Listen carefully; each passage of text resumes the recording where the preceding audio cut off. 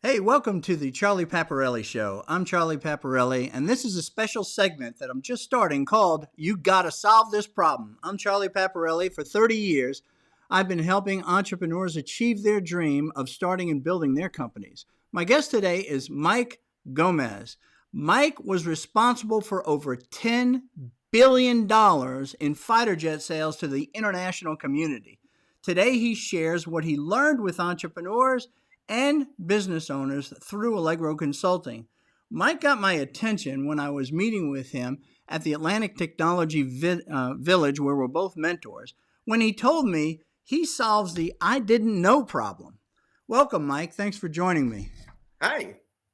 So, Mike, what is the I didn't know problem? I didn't know is the classic excuse that's used to explain away or when they really get down to the meat of it, why they lost a sale.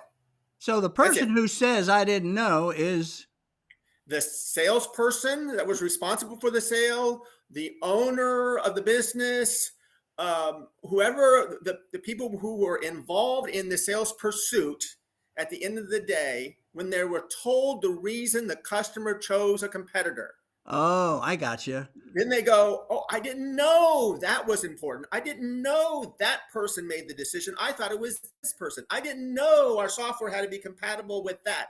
I didn't know that, the incumbent had a foothold or I didn't Yeah. know, I didn't know, I It's sort didn't of like I know. didn't know that the incumbent was the brother-in-law of the guy that was making the decision thing, right? Yeah. Exactly.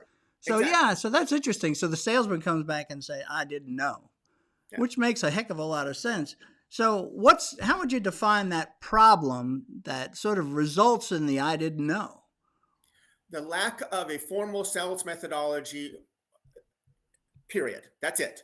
Okay. Most companies have no formal sales methodology that Yeah, they're, but before they're you get following. with the fancy terms like sales methodology, the really Right. the "I didn't know," the way to solve the problem is really to say, "I need to know." And it's really the sales methodology that gets you to Bingo. now I know, right? Bingo. Right. I And got you. and right. And the sales methodology guides you about the things you should know in a sales pursuit. And if you do not have something to guide you, then you're going to fall victim to it. And what most startups, most small businesses do is they believe that sales is a simple thing of gut instinct and feel and relationship building or understanding the problem or understanding the So where pain of did the this so problem. then Mike, that makes sense. So where did you discover this? Oh, How it's a long great ago story. was it? Oh man, that's a long time ago. But Yeah, uh, tell it, me that it, it story. so here's the story. I was involved in a sale to the government of Israel, and it was I was competing against Lockheed. I was with Boeing, McDonnell Douglas at the time. I Okay. was competing against Lockheed. I was ahead of the sales campaign. It was a multi-billion-dollar pursuit, and during the competition, the priorities with regard to what Israel was going to do with this money changed, and it changed as a result of Desert Shield and Desert Storm. All Okay. right, our process, the process that I've been taught, gave us indications of that change happening. My competitor, Lockheed, was not aware of those priorities changing. They did Hmm. not have a process. And ultimately, when they became aware, it was too late. Hmm. Now, what happened was the CEO of Lockheed flew all the way to Israel to meet with the prime minister and basically beg for more time. And here is how he started his meeting. And we know this because our consultant had a conversation with the prime minister and relayed this specifically. The CEO of Lockheed said, Mr. Prime Minister, I apologize.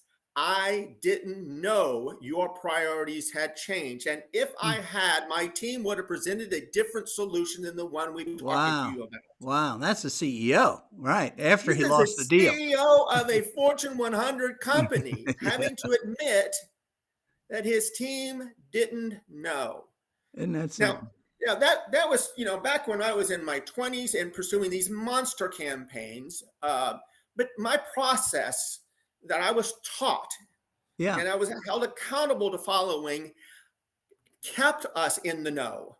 We knew what was happening and how and what was happening, and we were able to adjust our solution accordingly. So how do you take? So you take this thing, I understand you're trying to sell aircraft like fighter jets to Yeah. Israel.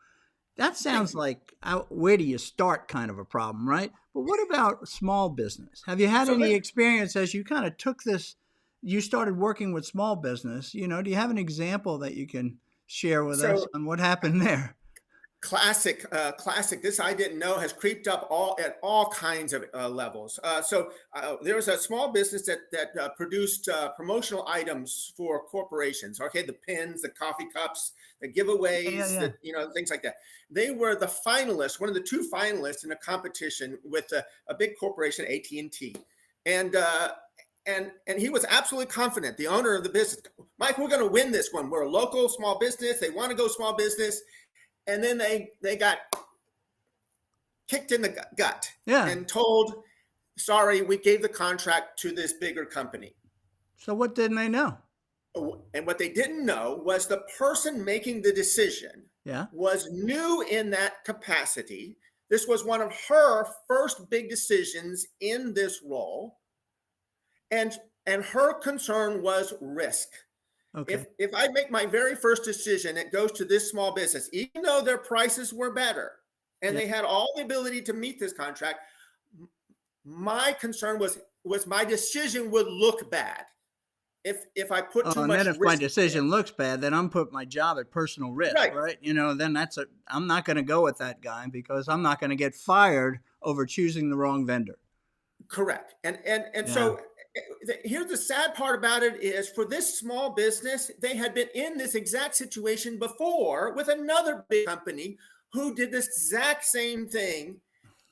I was unwilling to risk my reputation by giving the business Here's to a what you small get to business. then. So you're saying this company made the same mistake twice. So what is the trap that they fell into? He failed to The ask salespeople. What trap did he fall into? he failed to ask the question. Hey, in the past when we were competing for a business like this, one of the concerns was we're maybe a risky decision. Yeah. Is that a concern of yours? Right. And by addressing it up front, they could have dealt with it. They could have signed a joint contract with a bigger provider to mitigate that risk if he had known that this was a concern of hers. But So they chose not. it really comes down to is that as a salesman, I don't really understand the buying criteria. They seem to be all around product and delivery maybe, but there's other priorities that the actual buyer has, maybe personally. There Okay. you go. There you Yeah. go, Charlie. That's spot on. It is people who make buying decisions, not companies, not boards, not Uh, committees. Big And insight. our job as a salesperson is to understand those human beings and how they make past decisions. What's their background? What's their education? Okay. What I was their got to jump to previous job? something else now. So tell Yeah. me, how do they get out of it? How do I get out of that trap? How did that company get out of that trap? Real quickly, we only got a few less. We have less than a minute here. The best message I can give is treat sales as a profession and a discipline. Adopt a methodology, a formal methodology that will prevent you from falling into this trap. That's the way to do this. All right. Well, All Mike, right. thank you very much. If you realize now that you have the I didn't know problem in your Salesforce, you need to contact Mike through a LinkedIn message here. If you thanks for joining us on the Charlie Paparelli Show. You gotta solve this problem. Be sure not to miss an episode by signing up at paparelli.com. Now, go chase your dream. Thanks for watching. And Mike, thank you for joining us. Good to see you, Charlie.